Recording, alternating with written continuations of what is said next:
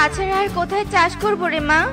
আমরা যে গরিব পাখি, আমাদের তো কোনো জমি জমা নেই যে সেখানে ফসল চাষ করব। ও আচ্ছা, তা এখানে কি ফসল চাষ করবে মা? এখানে সবজি চাষ করব রে মা। রিমা দিদির কাছ থেকে সবজির বীজ নিয়ে আসতে হবে। আগে লাঙল দিয়ে মাটিটা ভালোভাবে চাষ করে নেই, তারপর রিমা দিদির বাড়িতে যাব। তোমাকে যেতে হবে না মা, আমি রিমা মাসির কাছে যাচ্ছি। তাহলে তো ভালোই হয়। আচ্ছা ঠিক আছে, যা মা, তাড়াতাড়ি যা।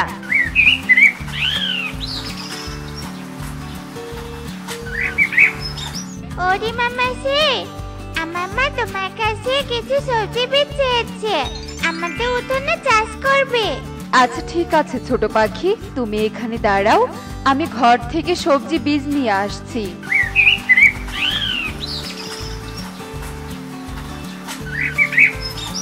আমার কাছে শুধু বেগুনের বীজ আছে, তাই বেগুন বীজ নিয়ে যাও। এই বেগুন বীজ অনেক ভালো জাতের, গাছ হলে দেখবে অনেক বেগুন ধরবে। আচ্ছা ঠিক আছে মাসি। এরপর টুকি বেগুনের বীজ নিয়ে বাড়ির দিকে আসতে থাকে, আর পথে কাকুলির সাথে দেখা হয়ে যায়। কি রে টুকি, কোথায় গিয়েছিলি? আর তোর হাতে এগুলো কি রে? তারপর টুকি কাকুলিকে সব কথা খুলে বলে। বেগুন চাষ করে টুনি ধনী হয়ে যাবে। দাঁড়া টুনি, তোর ধনী হওয়ার স্বপ্ন আমি বের করছি, কারণ আমি চাই তুই সারা জীবন গরিব হয়ে থাকবি। কাকুলি মাসি, আমি তাহলে এখন চলি, মা আমাকে তাড়াতাড়ি যেতে বলেছে। দেখি রে টুকি, বেগুন বীজগুলো কোন জাতের? আমি আবার বীজ দেখলে বলে দিতে পারি কোন বীজ থেকে কেমন সবজি হবে। রিমা মাসি তো বলেছে এগুলো ভালো বীজ। আচ্ছা ঠিক আছে মাসি, তুমিও দেখো। এরপর টুকি বেগুনের বীজগুলো কাকুলির হাতে দিয়ে দেয়, আর কাকুলি বীজগুলো মাটিতে ফেলে দেয়। একে কাকুলি মাসি, তুমি বীজগুলো মাটিতে ফেলে দিলে কেন? এখন মা উঠোনে কি চাষ করবে?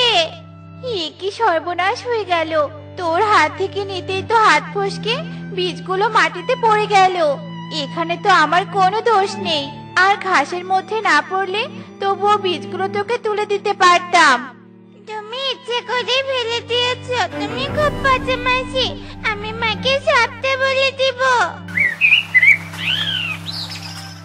এসব বলে টুকি সেখান থেকে বাড়িতে চলে যায়, আর টুনিকে সমস্ত কথা খুলে বলে। ওই শয়তান কাকুলির হাতে বীজগুলো দিয়েছিস কেন? ওরা তো কোনো পাখির ভালো দেখতে পারে না। আমার মাটি চাষ করা হয়ে গেছে, তুই বাড়িতে থাক। এবার আমি রিমা দিদির বাড়িতে গিয়ে বীজ নিয়ে আসছি। আচ্ছা ঠিক আছে মা।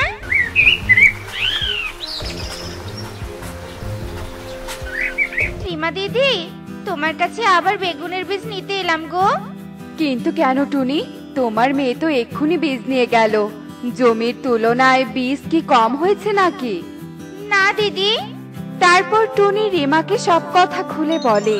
ওই পাখিটা তো খুব খারাপ।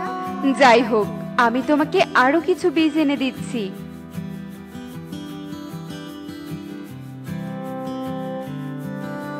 এরপর রিমা আবার টুনিকে বীজ এনে দেয়, আর টুনি বীজ নিয়ে বাড়িতে চলে আসে এবং বীজগুলো উঠানের জমিতে ছিটিয়ে দেয়। আর এভাবেই বেশ কিছুদিন কেটে যায়। টুনির উঠানের বেগুন গাছগুলো অনেক বড় হয়ে যায়। মা দেখো, আমাদের বেগুন গাছে ফুল ধরেছে, মনে হচ্ছে কিছুদিনের মধ্যে বেগুন ধরবে। হ্যাঁ রে মা, তুই ঠিক বলেছিস। এই সময় বেগুন গাছের গোড়ার রস শুকাতে দেওয়া যাবে না, তাহলে ফুলগুলো ঝরে যেতে পারে। চল, আমরা নদী থেকে পানি এনে বেগুন গাছে দেই।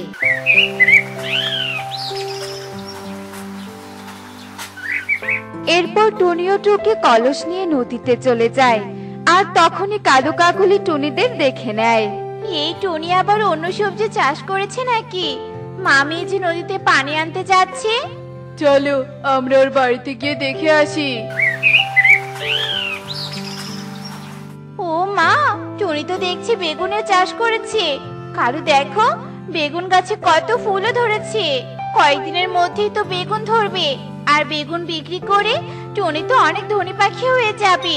কালু, তুমি কিছু একটা করো, যেন কোনোভাবে টুনি ধনী হতে না পারে।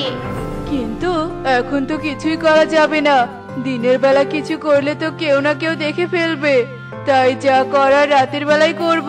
চলো এখন বাড়িতে চলে যাই, নয়তো কেউ এখানে দেখলে আবার আমাদের উপর সন্দেহ করবে। এসব বলে কালু কাকুলি সেখান থেকে চলে যায় আর টুনিও টুকি পানি এনে বেগুন গাছে দিতে থাকে। আর এভাবেই সারা দিন কেটে রাত নেমে আসে। কালু, রাত তো হয়েছে, তাড়াতাড়ি টুনির বাড়িতে চলো। আজকে ওর উঠোনের সব বেগুন গাছ শেষ করে দিব। হ্যাঁ হ্যাঁ কাকুলি, দুটো কাঁচি নিয়ে তাড়াতাড়ি চলো।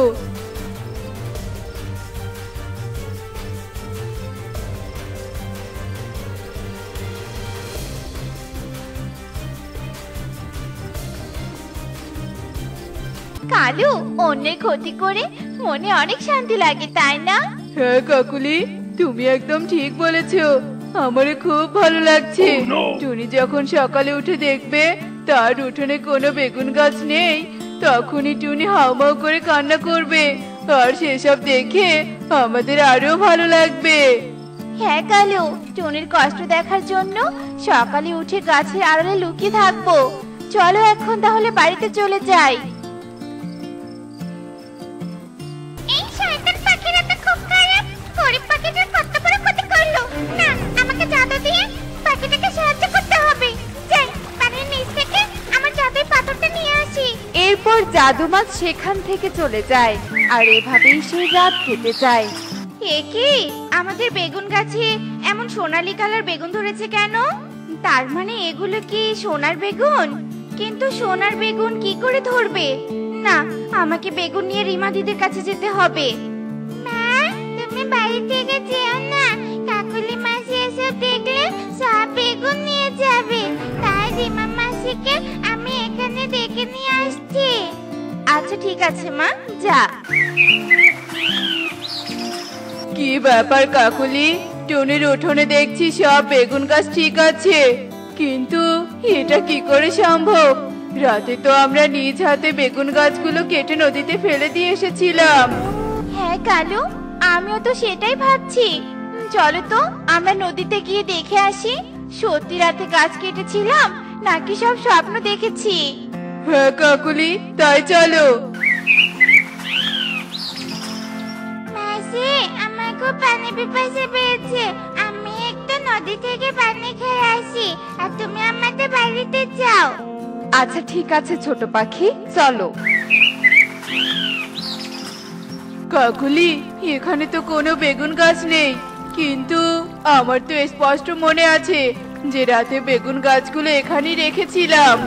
কালু আঙ্কেল, পানিতে নেমে কি খুঁজছো? কিছু হারিয়ে গেছে নাকি? ইয়ে মানে, কই না তো, কিচ্ছু হারাইনি, আমি তো পানিতে এসে গোসল করছি। এই পাখিটা মিথ্যে বলছে টুকি। তারপর জাদুর মাছ টুকিকে সব কথা খুলে বলে। মাছ, আমাদের সাহায্য করার জন্য তোমাকে অনেক ধন্যবাদ। তুমি যদি সাহায্য না করতে তাহলে আমাদের সংসার চালাতে খুব কষ্ট হতো। আর কালু আঙ্কেল, কাকুলি মাসি, তোমরা দুজনে খুব খারাপ, তোমাদের কথা মানে সবাইকে বলে দিব। না না মা টুকি, কাউকে কিচ্ছু বলিস না। সত্যি বলছি, আমরা আর কখনো তোদের সাথে এমন অন্যায় কাজ করব না। এবারের মতো আমাদের ক্ষমা করে দে। আচ্ছা ঠিক আছে, তাহলে এবারের মতো তোমাদের ক্ষমা করে দিলাম। আর কখনো এমন কাজ করলে বনের সবাইকে বলে তোমাদের বন থেকে তাড়িয়ে দিব। মাছ, আমি তাহলে এখন আসি। টুনি, এগুলো তো সোনার বেগুন, কিন্তু কি করে সম্ভব? আমি তো নিজের চোখে বিশ্বাসই করতে পারছি না। মাসি, এই বেগুনের রহস্য আমি জেনে এলাম। তারপর টুকি রিমা ও টুনিকে সব কথা খুলে বলে। ভালোই হয়েছে টুনি, তুমি এগুলো বিক্রি করে অনেক ধনী হয়ে যাবে, এখন তোমার আর কোনো অভাব থাকবে না। রিমা দিদি, তোমার জন্য আজ সোনার বেগুন পেয়েছি, এখান থেকে তুমিও কিছু সোনার বেগুন ছিঁড়ে নিয়ে যাও। তারপর রিমা কিছু বেগুন ছিঁড়ে নিয়ে সেখান থেকে চলে যায় আর বাকি বেগুনগুলো টুনি আর টুকি তুলতে থাকে। আরে টোনা, তুই কি দরকার? এবার জমিতে আঙ্গুর চাষ করেছি, জমিতে এখনো সেচ দিতে পারিনি, জলের অভাবে গাছগুলো কেমন হয়ে গেছে, তাই তোমার কাছে এলাম। তোমার কাছে তো এই সেচ দেওয়ার মেশিনটা রয়েছে, বলছিলাম কি দাদা, আমার জমিতে না সেচের জল দিতে হতো। তোর জমিতে জল লাগবে? আচ্ছা ঠিক আছে, আমার মেশিন থেকে তুই জল নিতে পারিস। একটা কাজ কর, এখান থেকে আল কেটে তোর জমিতে জল দেওয়ার ব্যবস্থা কর। শোন, আমাকে কিন্তু এর জন্য তোকে 200 টাকা দিতে হবে। আচ্ছা ঠিক আছে দিব, তবে এবার আল কাটার ব্যবস্থা করি। এরপর টোনা তার জমিতে সেচ দেয়।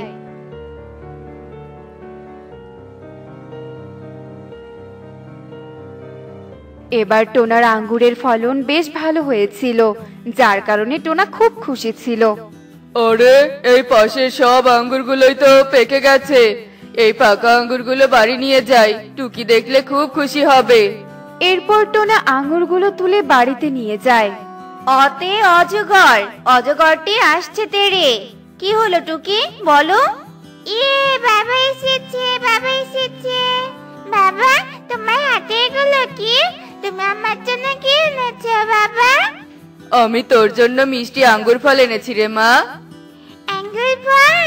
দাদা, আমাকে আঙ্গুর ফল দাও। আঙ্গুর ফলগুলো খুব মিষ্টি বাবা, খেতে তো খুব মজা। মিষ্টি আঙ্গুর অনেক খেয়েছিস, এবার পড়াগুলো শেষ কর, কাল আবার স্কুল আছে। না না না, আমার খাওয়া এখনো শেষ হয়নি। আমি এই সব মিষ্টি আঙ্গুর খাবো, বিশ্রাম নিব, তারপর পড়তে বসবো। এই বলে টুকি সব আঙ্গুর ফলগুলো নিয়ে চলে যায়। আরে টুকি, চললি কোথায়? দাঁড়া দাঁড়া বলছি। থাক, যেতে দাও। মেয়েটা আমার আঙ্গুর পেয়ে অনেক খুশি হয়েছে। যাকগে টুনি, এবার আমাদের আঙ্গুর বাগানের ফলন বেশ ভালো হয়েছে, আর আঙ্গুরগুলো খুব মিষ্টি। এবার বেশ লাভবান হওয়া যাবে। তবে তো ভালোই হবে, তুমি ঠিক করে আঙ্গুর বাগানের যত্ন নিও। যাকগে, যাও স্নান করে এসো, খাবার খেয়ে নাও। এদিকে টোনার আঙ্গুর বাগানের মাটির গর্তে একটি ইঁদুর বাস করত। আরে বাস, কিছুদিন আগে আঙ্গুরগুলো তো অনেক ছোট ছোট ছিল, এত তাড়াতাড়ি এত বড় হলো কি করে? দেখে তো মনে হচ্ছে আঙ্গুরগুলো খুব মিষ্টি হবে। খুব খেতে পেয়েছে, কিছু আঙ্গুর বরং আমি খেয়ে নেই। এরপর ইঁদুর টোনার বাগানের আঙ্গুর খেতে শুরু করে। ইঁদুর কিছু আঙ্গুর খায় আর কিছু আঙ্গুর নিচে ফেলে নষ্ট করে। তারপর সে গর্তে ঢুকে পড়ে।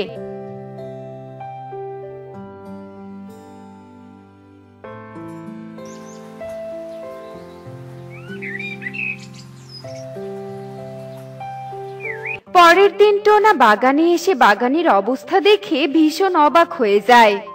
এ কি, আমার বাগানের এই অবস্থা হলো কি করে? কতগুলো আঙ্গুর নিচে পড়ে আছে। টোনা যখন সেখানে দাঁড়িয়ে কপাল চাপকাচ্ছিল, তখন সে লক্ষ্য করে তার বাগানের এক কোণের এক গর্ত থেকে একটি ইঁদুর উঠে এসে আঙ্গুর ফল খাচ্ছে। ও, তবে এই ইঁদুর ছানা এসব করেছে? তবে রে, দেখাচ্ছি মজা। এই রে, মনে হচ্ছে জমির মালিক এসে গেছে। চিঙ্কু, এক্ষুনি বাঁচতে চাইলে গর্তে ঢুকে পড়। এরপর ইঁদুর পালিয়ে দ্রুত গর্তে ঢুকে পড়ে। আজকে পালিয়ে গেলি? কি ভেবেছিস আমার আঙ্গুর নষ্ট করে তুই পার পেয়ে যাবি? তোকে আমি আর একটা ফলও নষ্ট করতে দিব না। এবার আমি এমন ব্যবস্থা করব যে ইঁদুর, তুই এখানে থাকতেই পারবি না। এরপর টোনা বাজারে যায় আর একটা বড় দেখে বিড়াল কিনে নিয়ে আসে। তারপর সে বিড়ালকে জমি পাহারা দিতে বলে। মালিক, আপনি চিন্তা করবেন না, ওই ইঁদুর আপনার আঙ্গুর আর নষ্ট করতে পারবে না। আপনি নিশ্চিন্তে বাড়িতে চলে যান। এরপর টোনা চলে যায় আর বিড়াল আঙ্গুর বাগান পাহারা দিতে থাকে। ওরে বাবারে, বিড়াল! চিঙ্কু রে চিঙ্কু, পালা! আমার হাত থেকে তুই আজ বাঁচতে পারবি না। পালিয়ে যাবি কোথায়? তোকে ধরলে আজ চিবিয়ে চিবিয়ে খাবো। এরপর ইঁদুর দ্রুত সেখান থেকে পালিয়ে যায় আর বিড়াল তাকে ধরতে পারে না। এদিকে ক্লান্ত ক্ষুধার্ত ইঁদুর এক বটগাছের নিচে এসে পৌঁছায়। ওই বটগাছের নিচে এক সাধু তপস্যা করছিল। ইঁদুরের এমন অবস্থা দেখে সাধু ইঁদুরকে জিজ্ঞেস করে, কি ব্যাপার, এভাবে হাঁপাচ্ছিস কেন? কি হয়েছে তোর? বাবা, আমি খুব ক্ষুধার্ত, খিদের জ্বালা আর সহ্য হচ্ছে না। ইঁদুরের মুখে এ কথা শুনে সাধু সেখানে জাদু দিয়ে কিছু খাদ্য প্রকট করে আর তা ইঁদুরকে খেতে দেয়। এসব দেখে ইঁদুর মনে মনে ভাবে, তবে তো এই সাধুর অনেক শক্তি। পেয়েছি বুদ্ধি। সাধু বাবা, এখন খাবার খেয়ে না হয় প্রাণে বাঁচলাম, কিন্তু ওই বজ্জাত বিড়ালের জন্য আর বাঁচবো না। আমি তো ছোট, তাই সবাই আমায় আক্রমণ করে। বাবা, আপনি কি আমাকে বিড়াল বানিয়ে দিতে তুই বিড়াল হতে চাস? তবে ঠিক আছে, আমি তোকে বিড়াল বানিয়ে দিচ্ছি। এরপর সাধু জাদু প্রয়োগ করে ইঁদুরকে বিড়াল বানিয়ে দেয়। বিড়াল খুশি মনে খাবার খেয়ে সাধুকে ধন্যবাদ দিয়ে সেখান থেকে চলে যায়। এবার আমার আর কোনো ভয় নেই, আমি নির্ভয়ে এবার পথ চলতে পারবো। এই বলে বিড়াল আপন মনে চলতে থাকে। আহা কি আনন্দ আকাশে বাতাসে, লা লা লা লা লা লা লা লা লা লা লা লা। ওই তো একটা ইঁদুর, এবার আমি ওই ইঁদুরকে ধাওয়া করব। এরপর ইঁদুর রূপী বিড়ালটি একটা ইঁদুর দেখে তাকে ধাওয়া করতে থাকে। কি সুন্দর বিড়াল, খুব খিদে পেয়েছে, যাই ওই বিড়ালটাকে ধরে খেয়ে নেই। এরপর শিয়াল ইঁদুর রূপী বিড়ালের পেছনে তাড়া করতে থাকে। আরে আমার পেছনে তো শিয়াল, চিঙ্কু রে চিঙ্কু, ইঁদুরের পেছন ছাড়, আগে নিজের প্রাণ বাঁচা। এরপর ইঁদুর রূপী বিড়ালটি দ্রুত বেগে ছুটতে থাকে। আর একটি বড় গাছ দেখে ইঁদুর রূপী বিড়ালটি দ্রুত গাছে উঠে পড়ে। আর শিয়াল এই দেখে সেখান থেকে চলে যায়। এরপর সেই ইঁদুর রূপী বিড়ালটি গাছ থেকে নেমে আবারও সেই সাধুর কাছে যায় আর সাধুকে বলে, বাবা আপনার তো অনেক শক্তি, আপনি আমাকে বাঁচান বাবা, বাঁচান। সাধু বাবা, দয়া করে আপনি এবার আমাকে বিড়াল থেকে শিয়াল বানিয়ে দিন। তুই যখন চাইছিস তবে তাই হোক। এরপর সাধু ইঁদুর রূপী বিড়ালকে শিয়ালে পরিণত করে দেয়। আর শিয়াল রূপ পেয়ে সেই ছোট্ট ইঁদুর ভীষণ খুশি হয়ে যায়। এখন আমার কোনো চিন্তা নেই, এবার আমি স্বাধীনভাবে ঘুরে বেড়াতে পারবো। যাই ওই টোনার আঙ্গুর বাগানে যাই, আমাকে আর লুকিয়ে লুকিয়ে আঙ্গুর খেতে হবে না, এবার আমাকে দেখে পাখিরা ভয় পাবে। এরপর ইঁদুর রূপী শিয়াল টোনার বাগানে গিয়ে আঙ্গুর খেতে শুরু করে। সত্যি এ বাগানের আঙ্গুরগুলো খুব মিষ্টি। ইঁদুর রূপী শিয়াল আনমনে আঙ্গুর খাচ্ছিল। এদিকে ওই পথ দিয়েই এক ক্ষুধার্ত বাঘ ক্লান্ত শরীর নিয়ে যাচ্ছিল। শিয়ালকে দেখে বাঘ সেখানেই থেমে যায়। শিয়াল, কতদিন শিয়ালের মাংস খাই না, হালুম। বাঘের গর্জন শুনে ইঁদুর রূপী শিয়াল পেছনে তাকায় আর বলে, আরে বাবা রে বাবা, এটা তো একটা বাঘ, প্রাণে বাঁচতে চাইলে এক্ষুনি পালাতে হবে। এরপর ইঁদুর রূপী শিয়াল সেখান থেকে পালিয়ে যায় আর বাঘও তার পিছু নিতে থাকে। যাক বাবা, বাঘটার চোখ ফাঁকি দিয়ে পালিয়ে এসেছি, শিয়াল হয়েও থাকা যাবে না। যাই এবার আমি সাধু বাবার কাছে যাই। তুই আবার এসেছিস, এবার তোর কি চাই? বাবা এবার আপনি আমাকে বাঘ বানিয়ে দিন। তবে তাই হোক। এরপর সাধু জাদু করে ইঁদুর রূপী শিয়ালকে বাঘ বানিয়ে দেয়। বাঘ হলেও মনে মনে সে এখনো একটি ইঁদুর ছানা। শরীরের দিক দিয়ে আমি বাঘ হলেও আমি মনের দিক থেকে একটা ইঁদুর ছানা। আর আমি যে একটা ইঁদুর ছানা তা কেবল সাধু বাবাই জানে। যদি এই সাধু বাবা সকলকে আমার পরিচয় বলে দেয় তবে তো আমি ছোট হয়ে যাব। আর এই সাধু বেঁচে থাকলে আমার বারবার মনে হবে আমি একটি ইঁদুর ছানা, আমাকে কেউ ভয় পাবে না, এই সাধুকে বাঁচিয়ে রাখা যাবে না। এই ভেবে ইঁদুর রূপী বাঘটি সাধুর দিকে তেড়ে আসে। আর যখনই সে সাধুকে আক্রমণ করতে যায় তখনই সাধু সেটা টের পেয়ে যায়। আর সাধু জাদু করে বাঘকে আবারও ইঁদুর বানিয়ে দেয়। তোকে আমি আবার ইঁদুর বানিয়ে দিলাম, তুই একটা অকৃতজ্ঞ। এরপর সাধু ইঁদুরকে দূরে ছুঁড়ে মারে আর ইঁদুর তার কৃতকর্মের জন্য আফসোস করতে থাকে। দেখলে তো বন্ধুরা, অকৃতজ্ঞদের পরিণতি কেমন হয়। এজন্যই প্রবাদ বাক্যে বলা হয়, তোমরা রক্ষাকর্তাকে কখনো ধ্বংস করো না, আর নিজ অবস্থান নিয়ে খুশি থাকাই উত্তম। এমনই সব মজার মজার শিক্ষণীয় টুনি পাখির গল্প দেখতে আমাদের সাথেই থেকো। আর গল্পগুলো কেমন হচ্ছে তা কমেন্টে জানাতে ভুলো না কিন্তু। বাই।